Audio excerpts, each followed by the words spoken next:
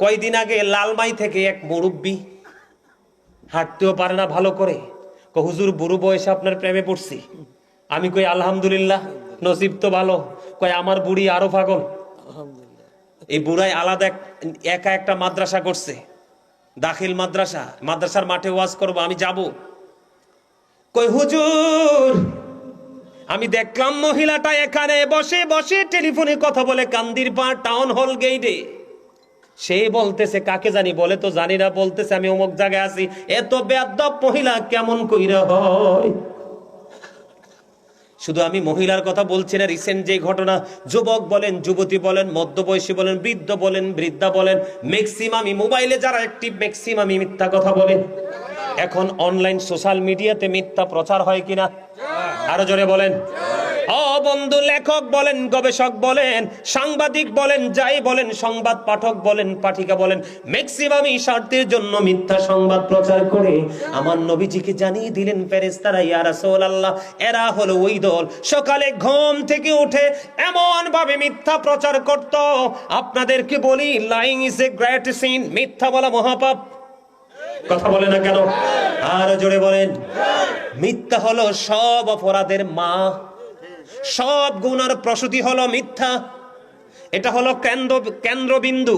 মসজিদের খতিব যদি হয়, আপনি যদি দেখেন সে কোনো কারণ ছাড়া মিথ্যা বলেছে, আপনি মনে করবেন এর পিছনে নামাজ পড়বেন না, এর পিছনে ইক্তেদা করা বন্ধ, মাকরুহ তাহরিমি। কথা কি বুঝে আসছে? বন্ধুরে আমার, আমাদের দেশে অনেক ইমাম সাহেব আছে, আমি একজন ইমাম সাহেব। আজকে আলেমদের কারণে সমাজ নষ্ট। আমাদের মতো আলেমরা যদি প্রত্যেকটা সমাজ, প্রত্যেকটা মহল্লায়, প্রত্যেকটা ইমাম সাহেব যদি গুরু দায়িত্ব পালন করত, অর্থের পিছনে ছোটাছুটি না করত, আজকে আমাদের জাতির এত অবনতি হতো না। সমাজের সবচেয়ে বড় সুদখোর আছে না নাই? হ্যাঁ, হইছে মসজিদের সভাপতি। এখন ইমাম সাহেব আছে, বেতালের সমাজ তো শেষ। আছে না নাই? আল্লাহর হাবিবকে জানিয়ে দিলেন ফেরেশতারা, ইয়া রাসূলুল্লাহ, সকালবেলা ঘুম থেকে উঠে এমন ভাবে মিথ্যা সে প্রচার করত, ওই বহির বিশ্বে গোটা ওয়ার্ল্ডে ছড়িয়ে যেত। ওই মিথ্যা কথার কারণে আজকের এই তার সাজাটা বহাত। জোরে কন্যা নাউজুবিল্লাহ, আর জোরে বলেন নাউজুবিল্লাহ। বন্ধুরে আমার, তৃতীয় নাম্বার হলো আগুনের চুলা। কি? আগুনের চুলার মধ্যে উলঙ্গ নারী পুরুষ। এরা হলো এখন কিন্তু বাংলাদেশের যুবক যুবতীরা ইহুদিদের রং লাগছে গায়ে। দেখবেন বন্ধু, যুবকদের বিয়ার বয়স পার হয়ে যায়, বিয়ে করে না। অ্যাক্টিভ হওয়ার পরেও মেয়েদের বিয়ের বয়স চলে যায়, বাবা মা সক্ষম, কিন্তু মেয়ের ইচ্ছার উপর ছেড়ে দিয়েছে, বিয়ে দেয় না।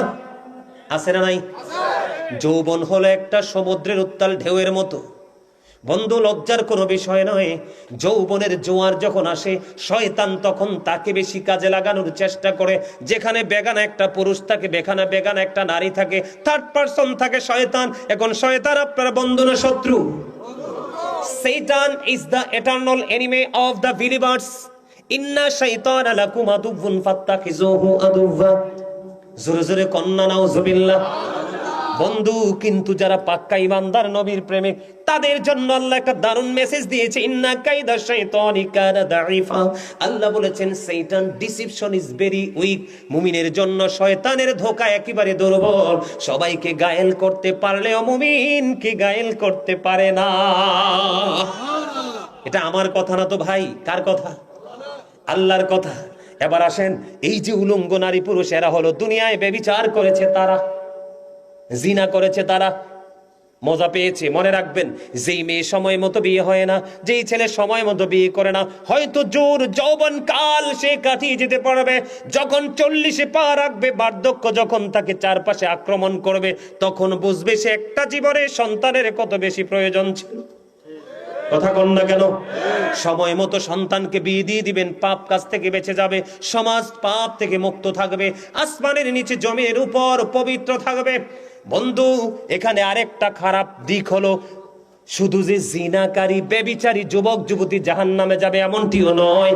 ওই ব্যভিচারিণীদের সাথে, ব্যভিচারীর সাথে থাকবে এক ধরনের স্বামী। আমাদের দেশে, আমাদের সমাজে এমন কিছু স্বামী আছে, অর্থ থাকার পরেও, পাওয়ার থাকার পরেও বন্ধু বিবিকে মোহরানা দেয় না। যে স্বামী ইচ্ছে করে বিবিকে মোহরানা দিয়ে যায় না, তাকে কাল হাসরের দিন ব্যভিচারীদের অন্তর্ভুক্ত করা হবে। আওয়াজ তুলে বলেন নাউজুবিল্লাহ। ব্যভিচার যারা অবৈধভাবে মেলামেশা করে তাদেরকে আগুনের চুলায় নবীকে দেখিয়ে দিলেন। তারপরে হলো বন্ধু রক্তের নদী। কি রক্তের নদী? এই রক্তের নদীর মধ্যে কে রে আছে? ইয়া রাসূলুল্লাহ, এই রক্তের নদীর মধ্যে যাদেরকে আপনি দেখতে পেয়েছেন এরা হলো পৃথিবীর সুদখোর। আরো জোরে কন্যা নাউজুবিল্লাহ। এই হাদিসটা আমি এখানে রাখলাম। এই হাদিসটা রেখে আমি মেরাজে একটু যাব। নবীজি যখন মেরাজে গেলেন, ভাইয়েরা একটু নজর দিয়ে তাকাও। নবীজি যখন মেরাজে গেলেন, মেরাজে যাওয়ার পরে জাহান্নামের দিকে নজর দিলেন, চাইয়া দেখলেন এক একটা মানুষের পেট এক একটা ঘোড়ের মতো বড় বড়। ইয়া রাসূলুল্লাহ, নবীজি প্রশ্ন করলেন, ভাই জিব্রাইল এরা কারা গো? জিব্রাইল বললেন, ইয়া রাসূলুল্লাহ এরা হলো দুনিয়ার সুদখোর। নবীজি বলবে তাৎক্ষণিকভাবে বলে দিলেন, আমি নবী দেখতে পাইলাম তার পেটের মধ্যে সাপ আর বিচ্ছু ছাড়া আর কিছুই নাই। নবীজি মেরাজে গিয়ে দেখে আসছে। সামর ইবনে জুনদুব রাদিয়াল্লাহু তাআলা আনহু থেকে হাদিস বর্ণিত। নবীজি বললেন, আমি দেখতে পেয়েছি রক্তের নদীর মধ্যে সাঁতার কেটে কেটে আসতে চাই কিন্তু আসতে পারে না। ও বন্ধু, আমি গবেষণা করলাম, অ্যানালাইসিস করলাম, কেন গো নদীটা রক্তের হলো, রক্ত বর্ণের কেন হলো? আমি আমার থিঙ্কিং থেকে বলতেছি বন্ধু, অনেস্টলি বলতে চাই, আপনারা একটু বিবেচনা করবেন। যেই ব্যক্তি সুদ খায়, সুদের মাধ্যমে আসলে তো টাকা আনে না, আসলে গরিব লোকের, অসহায় লোকের রক্তটা চষে নিয়ে আসে। বুঝেন নাই বন্ধুরে আমার? আমি আপনাকে বলি, টাকাটা যদি হারাম হয় খাবারটাও হারাম। খাবার যদি হারাম ঢুকান, ব্লাডও হারাম। ব্লাড যদি হারাম হয়, কিয়ামত পর্যন্ত সেজদা দিতে পারবেন, লাভ হবে না। আমার নবী বলেছেন, আমার দিকে তাকান, এক্সাম্পল, সুদখোরের এক্সাম্পল, দৃষ্টান্ত। নবীজি বলেছেন, তুমি 10 টাকা দিয়ে একটা জামা কিনেছো, 9 টাকা তোমার কি? 9 টাকা তোমার হালাল। কি? 9 টাকা তোমার হালাল, 1টি টাকা মাত্র হারাম। সুদের হোক, ঘুষের হোক, জোর জবরদস্তির হোক, যেইটারই হোক। আপনাদের এলাকায় জোর করে জায়গা দখল করে আসেনি? ও বন্ধু, ওরা হলো জালিম। আল্লাহর কোরআনের ভাষায় এদেরকে বলা হয় ওয়াল্লাহু লা ইউহিব্বুজ জালিমিন। এরা হলো জালিম। আল্লাহ জালিমদেরকে ভালোবাসে না, জালিমদেরকে পছন্দ করে না। আমার আল্লাহ বলেছেন, আমার দিকে তাকান, কেউ যদি জোর করে অবৈধভাবে কারো 1 বিঘা পরিমাণ জায়গা দখল করে, আমার আল্লাহ হাবিব, আমার নবী জানিয়ে দিয়েছেন, ওই জালেম দাদাভাই, ওই জালেমদেরকে নবীজি বলেছেন, প্রস্তুত হয়ে ফিউচারে যাও, প্রস্তুত হয়ে কবরে যাও, তোমার গলার মধ্যে 7টা পৃথিবী ঝুলাই দেওয়া হবে। আমি আপনাদেরকে বলি, পানির বোতলটা নামাইছিলাম, উড়াইতাম নি একটু? এই যে পানির বোতল, আরে আমার তৃষ্ণা নাই, আমার মধ্যে কোনো ক্লান্তি দেখেন, পেটে খিদা দেখেন, কিছু দেখেন? আমি তো পাগল। কার? মদিনাওয়ালার। আরে না, আগে আল্লাহ লেগে পাগল হইতাম না, আল্লাহ ফিটা দিলে দিব আর কি একটু। আল্লাহ বলে, হাবিব, আমি কোরআন থেকে বলি বন্ধু, আমি শব্দটা ইউজ করেছি আমার মালিকের সাথে আবেগ প্রেমের কারণে। কারণ আমার আল্লাহ কইছে ডাইরেক্ট আমার ডাইক্য না, লাভ হইতো না। কি হবে না? লাভ হবে না। আমার জন্য পাগল হইবা পড়ে, আগে আমার মদিনার নবীর জন্য পাগল হও। পৃথিবীতে তুমি যদি আজকে যদি হোমনা থেকে, ভবানীপুর থেকে, ঘাগুটিয়া থেকে যদি তুমি কুমিল্লা যাও, হোমনা বাস কাউন্টারে যেতে হবে, লাগবে না?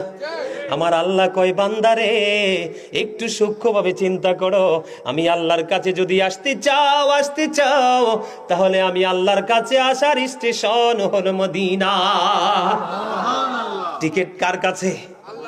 আমার মদিনার নবী কামলেওয়ালার কাছে। এটা আমি কোরআন থেকে প্রমাণ দিব, বলবো নি? আল্লাহ বলেছেন, মাইয়ুতির রাসূলা ফাকাদ আতা আল্লাহ। আল্লাহ বলেছেন, হি হো ওবিস দ্য অ্যাবস্টিল ওবিস আল্লাহ। যেই ব্যক্তি রাসূলের নির্দেশ মান্য করলো সে যেন আল্লাহর নির্দেশ মান্য করলো। আল্লাহ বলেছেন সে বলুন, ইফ ইউ ডু লাভ আল্লাহ, যদি তোমরা আল্লাহকে ভালোবেসে থাকো, ফলো মি মুহাম্মদ সাল্লাল্লাহু আলাইহি ওয়াসাল্লাম, মুহাম্মদ সাল্লাল্লাহু আলাইহি সাল্লামের অনুগত হয়ে যাও, আল্লাহ উইল লাভ ইউ, আল্লাহ তোমাদেরকে ভালোবাসবে, এন্ড ফরগিভ ইউর সিনস, আল্লাহ তোমাদের জীবনের গুনাহ মাফ করে দিবে। বলে হুজুর আল্লাহ কি ইংলিশ ওয়াজ করছে? না না, এখানে কলেজের স্টুডেন্ট থাকতে পারো, তোমাদেরকে মজা বুঝ দেওয়ার জন্য বলছি। আল্লাহ রাব্বুল আলামিন বলতেছে কুল ইন কুনতুম তুহিব্বুনাল্লাহ ফাত্তাবিউনি ইউহিব্বুকুমুল্লাহ ওয়া ইয়াগফির লাকুম যুনুবাকুম আল্লাহু গফুরুর রহিম। আল্লাহ বলেছেন কুল হাবিব, আপনি বলে দিন যদি কেউ আমি আল্লাহকে পেতে চায় তাহলে তোমরা কি করো? মদিনাওয়ালার কাছে যাও, মদিনাওয়ালাকে ভালোবাসো। আল্লাহ বলেছেন তখন আমি তোমাদেরকে, খেয়াল করবেন, মদিনাওয়ালাকে ভালোবাসার পরে আল্লাহ বলে আমি তোমাদেরকে ভালোবাসবো এবং তোমাদের জীবনের গুনাহগুলি মাফ করে দিব। এই জন্য বলেছি আমি আমার আল্লাহর জন্য পাগল বটে, তবে আগে নয়, আগে আমার মদিনার কামলেওয়ালার কাছে। বলে হুজুর কেন গো? হাদিসি কুদসি দ্বারা প্রমাণিত, লাউলা কালামা আজহারতু রাবুবিয়াতি, আমি যদি আপনাকে প্রকাশ না করতাম আমি প্রভুর প্রভুত্ব প্রকাশ হতো না। তার মানে আল্লাহর হাবিব না আসলে আমরা হতাম না, আল্লাহর হাবিব না আসলে আমাদের কাছে ওই যে মালিক সম্পর্কে তথ্য আসতো না। সুবহানাল্লাহ বলেন না? আর লাউলা কারামা খালাকতুল আফলাক, আমি যদি আপনাকে সৃষ্টি না করতাম কিছুই সৃষ্টি করতাম না। রাসূল আরো বলেছেন আনা নূরুম মিন নূরিল্লাহি ওয়া কুল্লু শাইইন মিন নূরি। রাসূল বলতেছেন I am from the light of Allah and everything has been created from my light. Allah বলতেছে, আমি রাসূল বলতেছে আমি আল্লাহর নূর থেকে, আর সৃষ্টির সব কিছু আমি নবীর নূর থেকে। আরো মজা শুনবেননি? Allah is all in all. Follow His law and light for eternal success. Allah is all in all. Follow His law and light for eternal success. আল্লাহ বলেছেন আমি তোমাদেরকে দুটো নিয়ামত দিয়েছি, ল এন্ড লাইট। লাইট হলো ইংলিশ শব্দ, বাংলা হলো আলো, আরবিতে হলো নূর। নবীকে নূর বললে অনেকের মাথা গরম হয়ে যায়, হট হয়ে যায়। আসলে নূরের মিনিং তুমি বুঝো না, সমস্যা তো তোমার। আপনারা কোন আমার নবী আলো না অন্ধকার? আলো না? নবী আসার পরে তো পৃথিবী থেকে অন্ধকার চিরতরে বিদায়, তো এটা নূর না? কথা কন না? আরে আলো আসলেই তো অন্ধকার বিদায় হয়, ঠিক কিনা বলেন? হাসা কইছিনি? ল এন্ড লাইট, লয়ার আসেনি, ব্যারিস্টার বলেন, উকিল বলেন, অ্যাডভোকেট বলেন, ঠিক কিনা বলেন? ল এন্ড লাইট, ল হলো কোরআন এন্ড লাইট হলো নবী। কারণ আপনি আইন শাস্ত্র দিয়েছেন, বুঝার মতো ডক্টর তো লাগবে, কথা কন না কেন? For eternal success, law and light দুটোকে তুমি আপন করো, তাহলেই তুমি চিরস্থায়ীভাবে সফল।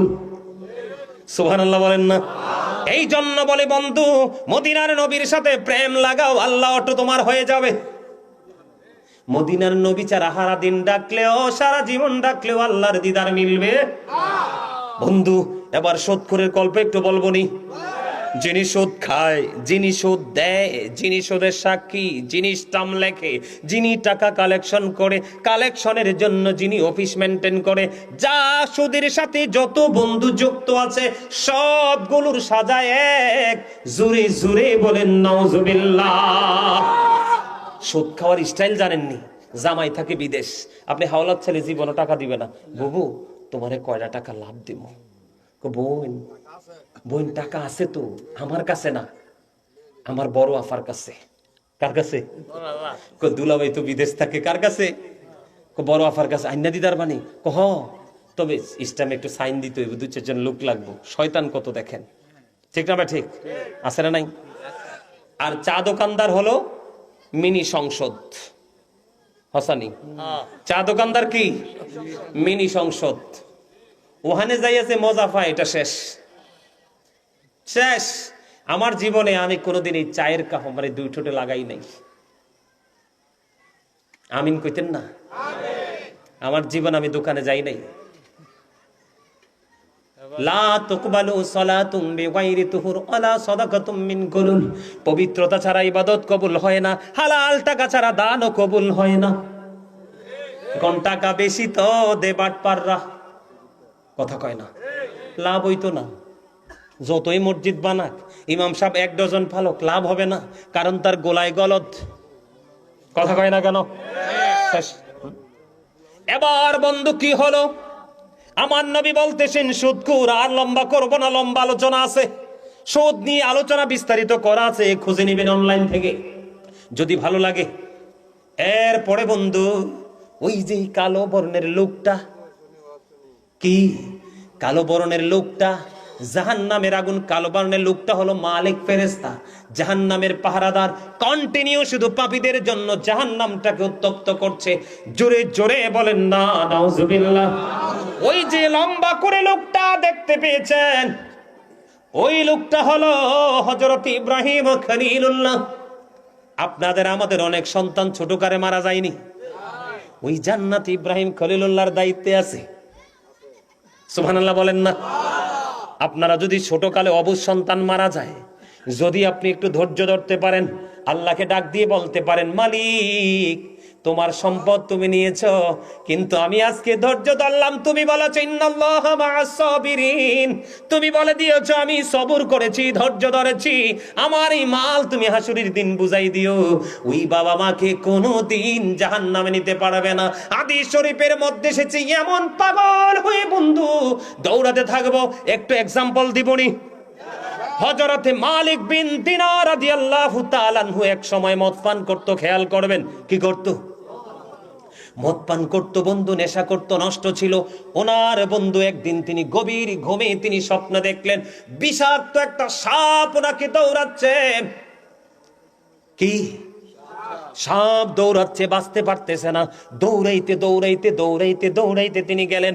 হঠাৎ করে তিনি দেখতে পেলেন একটা বৃদ্ধ। বৃদ্ধকে বললেন, তুমি আমাকে একটু সাহায্য করো। এখন বৃদ্ধের তুলনায় সাপ এত বেশি শক্তিশালী, বৃদ্ধ কি বন্ধু, বৃদ্ধ তাকে সাহায্য করতে পারলো না। ওই ভয়ে দৌড়াতে থাকলো, দৌড়াতে দৌড়াতে দৌড়াতে দৌড়াতে যাইতে যাইতে হঠাৎ করে তিনি দেখতে পেলেন নুরানি একটা শিশু, একেবারে ফুটফুটে পূর্ণিমার চাঁদের মতো সুন্দর। ওই ফুটফুটে নূরের চাঁদের মতো সুন্দর শিশুটা তাকে দৌড়ে এসে বন্ধু জড়িয়ে ধরে একটা রুমের মধ্যে ঢুকালো। মখমেলের পর্দা, কত সুন্দর সুন্দর ফ্লোরিং করা, সুন্দর সুন্দর স্বর্ণের ইট। বন্ধু তিনি স্বপ্নে দেখতেছেন। এবার বললেন, তুমি কে? বাবা তুমি আমাকে চিনো না, আমি হলাম ওই যে শাবানের চাঁদে, শাবান মাসে শাবানের চাঁদে, শাবানের চাঁদের 15 তারিখে আমি তোমার শিশু সন্তান ইন্তেকাল করেছিলাম, তুমি ধৈর্য ধরেছিলা, আমি তোমার সেই সন্তান, আমি জান্নাতে বসবাস করি। এবার বাবাকে প্রশ্ন করলেন, বাবা গো ওই সাপ আমাকে দৌড়াতে শুরু করলো, আমি বাঁচতে পারলাম না। বৃদ্ধ একটা দাঁড়ালো, বৃদ্ধটাকে কেয়ার করলো না। এবার ওই ছোট্ট বাচ্চা মালিক বিন দিনারকে বলতেছে, বাবা বাবা গো ওই যে তুমি দেখেছিলে একটা বৃহৎ সাপ, এটা আদতে সাপ নয়, এটা তোমার জীবনের সকল পাপ।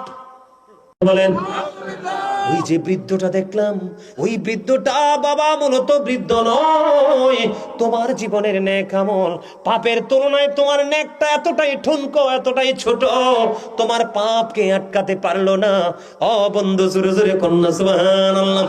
যখন এই প্রেমময় স্বপ্ন তিনি দেখলেন, স্বপ্ন ভাঙার পরে এবার তিনি সকালবেলা ঘুম থেকে উঠে তওবা করে তিনি মুসলমান পরিপূর্ণভাবে তিনি পরিপূর্ণ হয়ে যায়। জোরে জোরে বলেন না সুবহানাল্লাহ। ইব্রাহিম খলিলুল্লাহর দায়িত্বে ছোট ছোট বাচ্চারা ওই যে গেলেন তিনি জান্নাতে। আরেকটা রহস্য আছে, সেটা হলো অর্ধাংশ কালো অর্ধাংশ কুৎসিত। এটার রং কেন? আমার নবীকে ফেরেশতারা বললেন, ইয়া রাসূলুল্লাহ এই মানুষগুলোর জীবনে পাপ যেমন ছিল নেকও তেমন ছিল, দুটোটা সমান সমান ছিল, এই জন্য তার অর্ধাংশ বিশ্রী আর অর্ধাংশ সুন্দর। ওই যে তাকে বলল জলাশয়ে গোসল করার জন্য, গোসল করার কারণে তার পাপগুলো আল্লাহ রাব্বুল আলামিন পরিষ্কার করে তাকে পুরো নূরানি মানুষ বানিয়ে দিয়েছে। জোরে জোরে বলেন না সুবহানাল্লাহ। এই দৃশ্য নবী স্বপ্নের ব্যাখ্যা দিতেছেন সাহাবাদের কাছে। আমি আজকে আপনাদেরকে শোনালাম। আবার যদি কখনো দেখা হয় কোথাও নতুন কোনো বিষয় নিয়ে, অন্যান্য পাপ নিয়ে, এক একটা বিষয় বন্ধু অত্যন্ত গুরুত্বপূর্ণ। সর্বশেষে বলবো, মসজিদে কোনোদিন ঝগড়া করবেন না। যারা মসজিদে সুস্থ মস্তিষ্ক নিয়ে দুনিয়ার স্বার্থের জন্য ঝগড়া করবে, তাদেরকে মাতাল বানাইয়া হাসরের ময়দানে তোলা হবে। নাউজুবিল্লাহ। ছোট্ট করে একটু আলোচনা করি, জিন্স প্যান্ট বলবো। আল্লাহ রাব্বুল আলামিন পবিত্র কালামে হাকিমি পুরো আয়াতটা বলছি না, সর্বশেষটা বলি। আল্লাহ বলেছেন, এদিকে তাকাও, লিবাসুত তাকওয়া যালিকা খায়র। এই যুবকদেরকে মিন করে বলছি, রাগ হইও না। আজকের পর থেকে যদি ভালো লাগে এটাকে ছেড়ে দিবা, আল্লাহ তোমার অতীতের সব পাপ মাফ করে দিবে। সুবহানাল্লাহ, আরো জোরে। আল্লাহ বলেছেন, আমি আমার বান্দার জন্য 3 ধরনের পোশাক দিয়েছি। কয় ধরনের? এর মধ্যে একটা হলো লজ্জাস্থান ঢাকার নরমালি সাধারণত যেটি পড়ি। দ্বিতীয়ত হলো সাজের পোশাক, বিয়ে বাড়ি কোনো অনুষ্ঠান বিভিন্ন স্পেশাল গেস্ট হিসাবে যাই। 3 নাম্বার হলো তাকওয়ার পোশাক। তাকওয়ার পোশাক 3টা পোশাকের মধ্যে আল্লাহর কাছে যেটার মধ্যে পর্দাও আছে, সুন্দরও আছে, তাকওয়া আছে, এটা হলো তাকওয়ার। এটা আল্লাহর কাছে সবচেয়ে বেশি পছন্দের।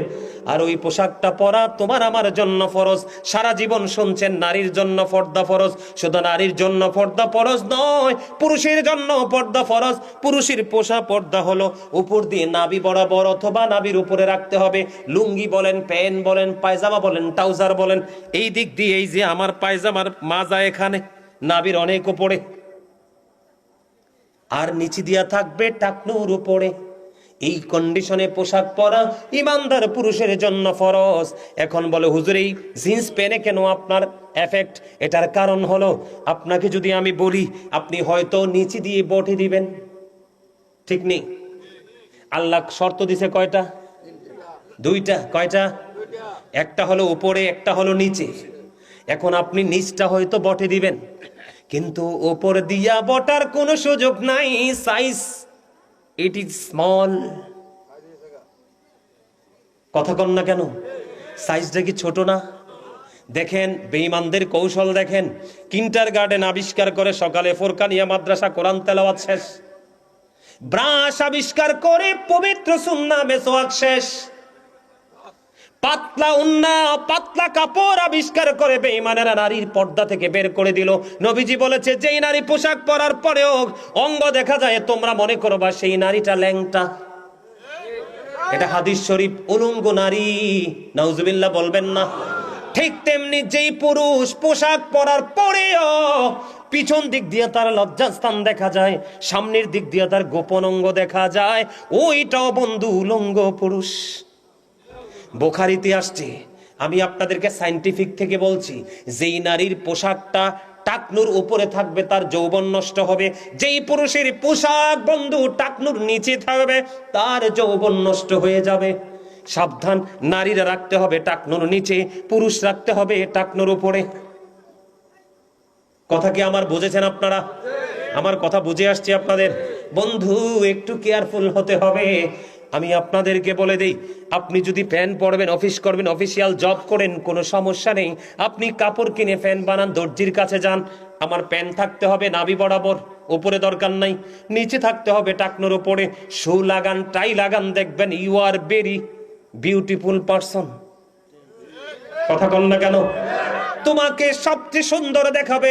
আমি প্রায় সময় যখন দেখি অফিসিয়াল জব করে আমাদের সিটিতে ছেলেরা শু পরে, নাভি বরাবর প্যান্ট পরে, কাপড় দিয়ে বানায়, স্মার্টনেস তাদেরকে লাগে, ঠিক কিনা বলেন?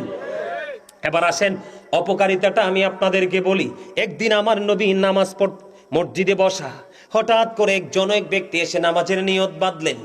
তাকবীরে তাহরিমার পরে কিন্তু সব হারাম, কোনো কিছু করা যাবে না, কিন্তু তিনি নিয়ত বেঁধে ফেললেন।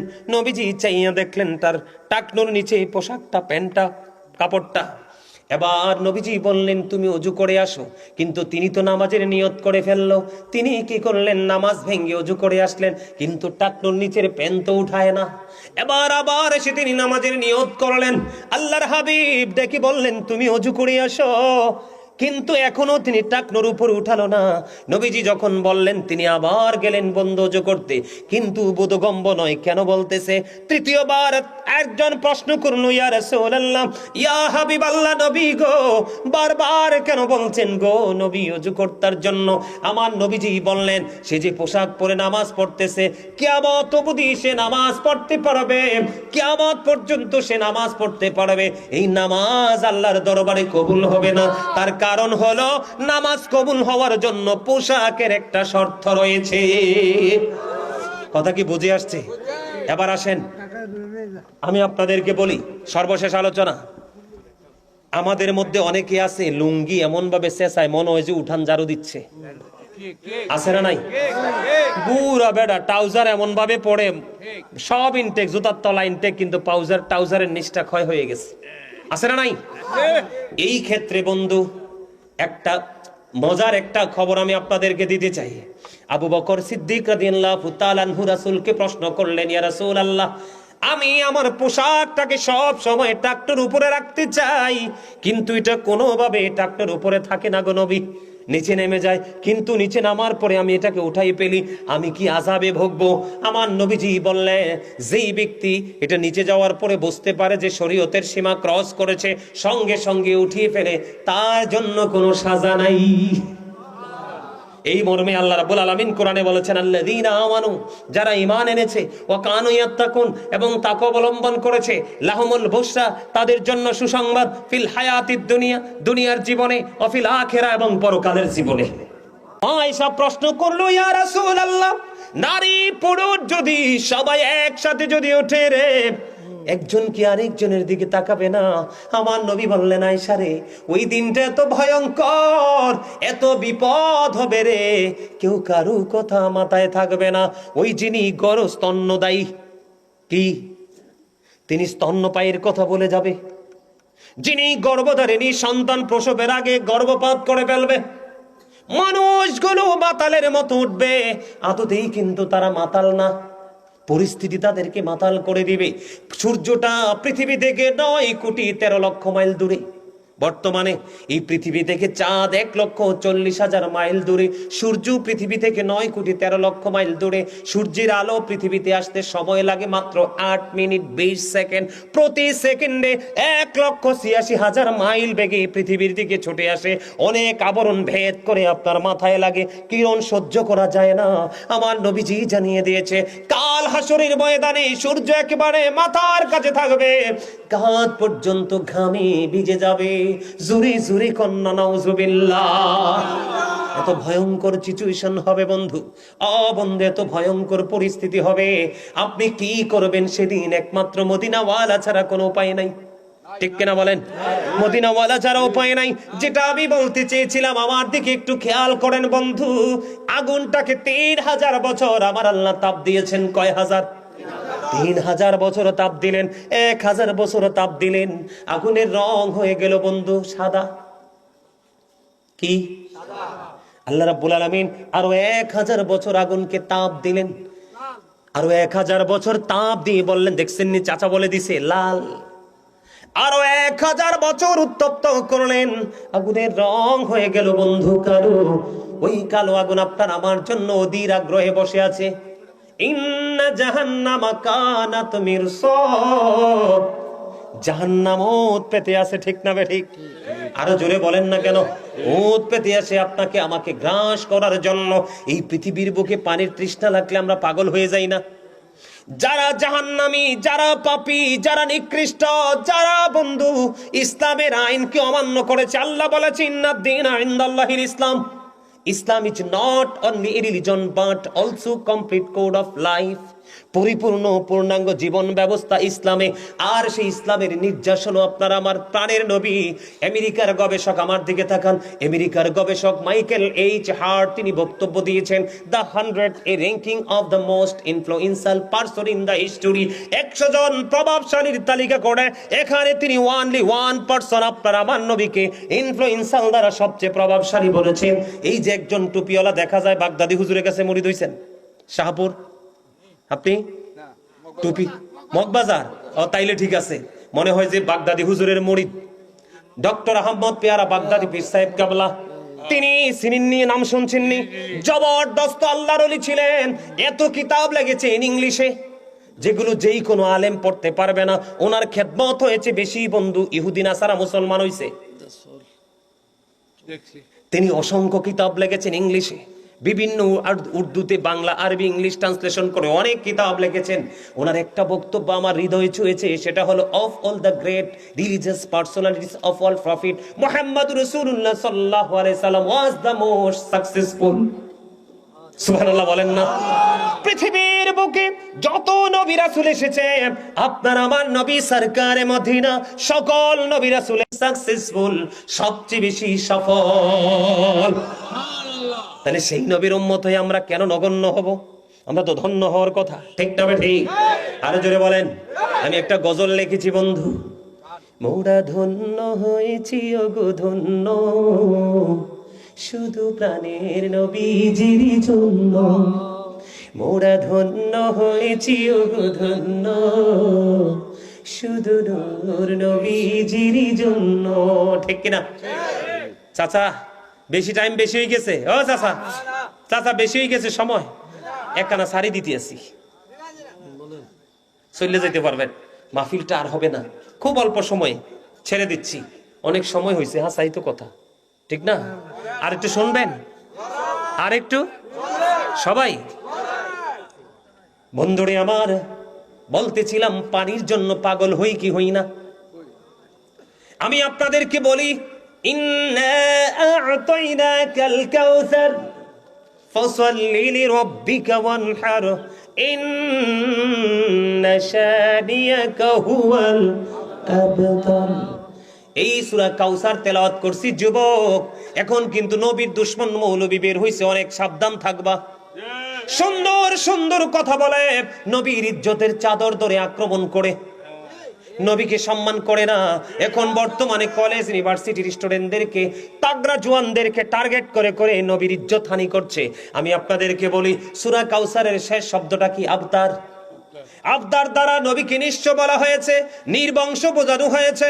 যখন বন্ধু নবীকে নির্বংশ বলেছিল, আমার আল্লাহ জিব্রাইলকে একটা ডাক দিয়ে বলল, আবদার শব্দটা যখন নবীর দিকে তীর মারলো, আবদার শব্দ দিয়ে যখন নবীর দিকে নিক্ষেপ করলো, আমার নবীজি বন্ধু কষ্ট পেয়েছে।